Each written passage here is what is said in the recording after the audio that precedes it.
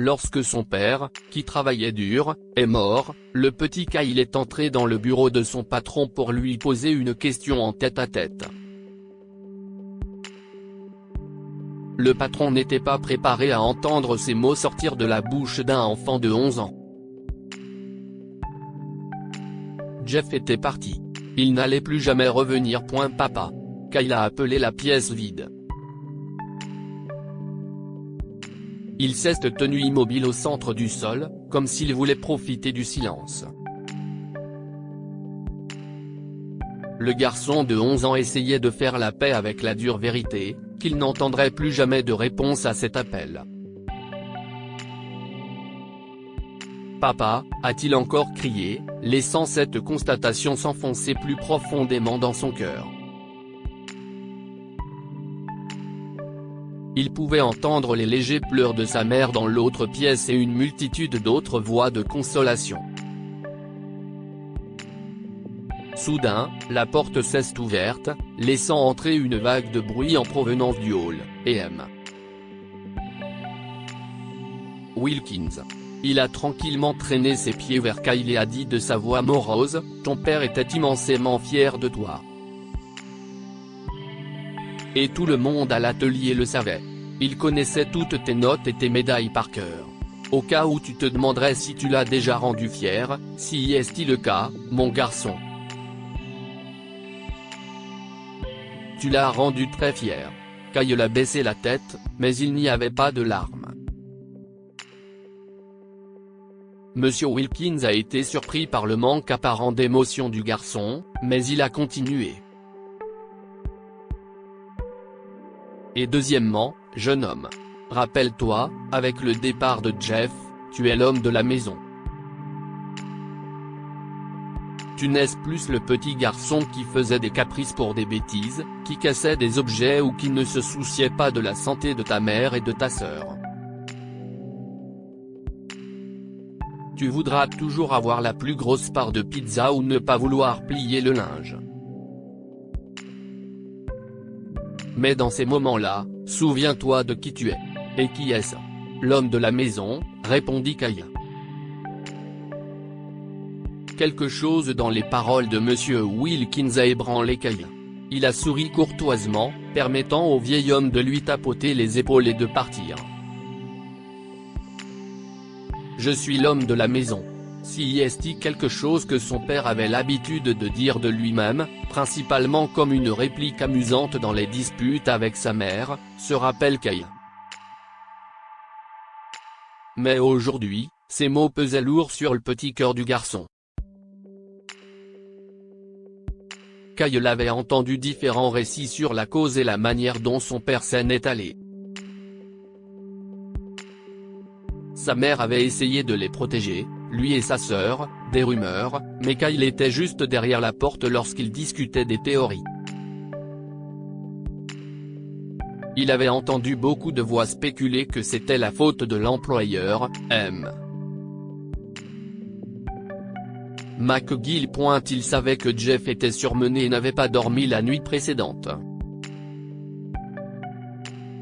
Ce monstre l'a quand même forcé à venir faire un tour complet à l'atelier.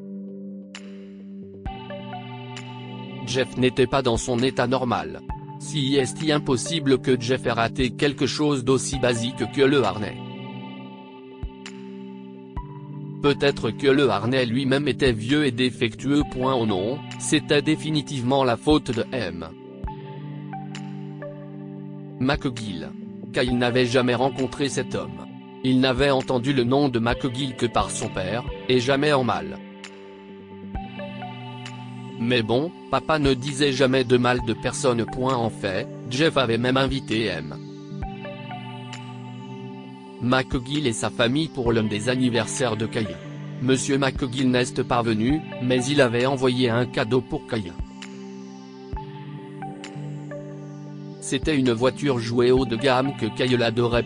Il a regardé la voiture jouet qui était encore sur le sol. Il la ramasse calmement, la met dans le coffre à jouets et quitte la maison. sa mère, Janine, et les invités ont été surpris de le voir sortir et ont essayé de lui demander où il allait. Kyle, arrête. Janine a essayé de l'attraper, mais il a esquivé sa main et a continué à marcher rapidement. Où vas-tu? S'écrie Janine. Kyle était visiblement perturbé et sans émotion en même temps. Tout le monde, y compris Janine, s'inquiétait du fait que le petit garçon n'avait pas pleuré une seule larme depuis qu'il avait appris la mort de Jeff. Sans se retourner, Kyle dit « Je vais rencontrer Monsieur McGill en tête-à-tête et lui poser une question ». L'autorité dans la voix de Kyle est étonnante. Même s'il n'avait que 11 ans, personne ne cesse d'interposer pour l'arrêter. Où est-il? Où est Monsieur McGill? Kyle a commencé à demander à tous ceux qu'il voyait à l'atelier. Ils ont reconnu Kyle et ont essayé de le consoler. « Non, je ne veux pas de vos pensées et de vos prières. Je veux juste savoir où est Monsieur McGill. » Kyle était déterminé, et son comportement devenait un peu agressif. « Bonjour, Kyle. Je suis Monsieur McGill. Allons discuter dans mon bureau. » Kyle se ressaisit et suit le patron dans la pièce. Monsieur McGill espérait que le garçon ne le verrait pas transpirer.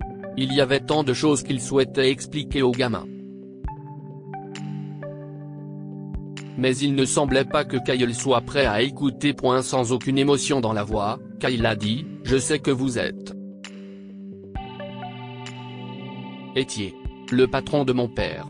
Je sais que c'est vous qui lui donniez toutes ses missions. Je sais que vous décidiez du montant de son salaire. Et je sais que vous étiez strict avec lui. » Monsieur McGill a essayé de placer un mot, mais Kyle a continué. « Pardon ?» dit M. McGill avec un visage perplexe. Avec le départ de papa, c'est moi qui suis l'homme de la maison. Je dois travailler et rapporter de l'argent à la maison. Je suis le fils de mon père. Je serai travailleur et honnête et je vous donnerai les meilleurs résultats. Vous pouvez être strict avec moi. Je n'ai pas peur. J'ai juste besoin d'un travail le plus vite possible. Quand puis-je commencer? Monsieur McGill est resté sans voix. Il ne s'attendait pas à tant de sincérité et de politesse de la part d'un petit garçon qui venait de perdre son père.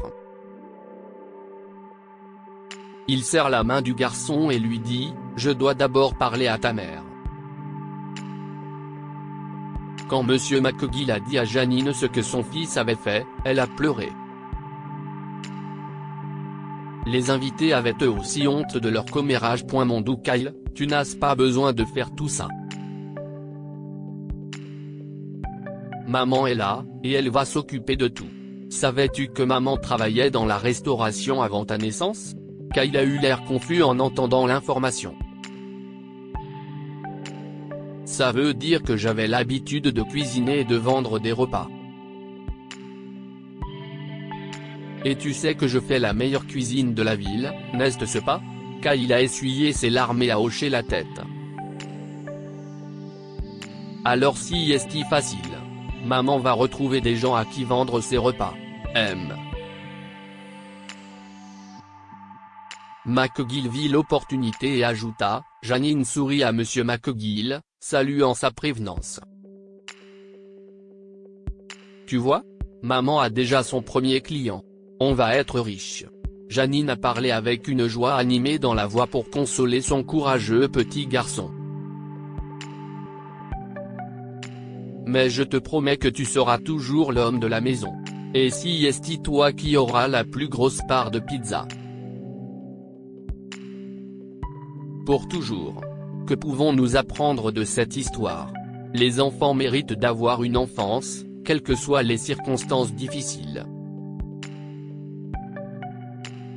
Janine a compris que si la volonté de Kyle de soutenir la famille était touchante, il ne serait pas juste de le priver de son enfance insouciante. Ne soyez pas prompt à juger les gens. Les invités qui sont arrivés à l'enterrement avaient créé des ragots sur l'ancien patron de Jeff, mais il s'est avéré être une bonne âme qui s'est levée pour aider. Partagez cette histoire avec vos amis. Elle pourrait égayer leur journée. Lire aussi, chaque jour, un petit garçon rentre de l'école en larmes jusqu'à ce que son père débarque dans sa classe. Abonnez-vous à Mon Mama à Google News.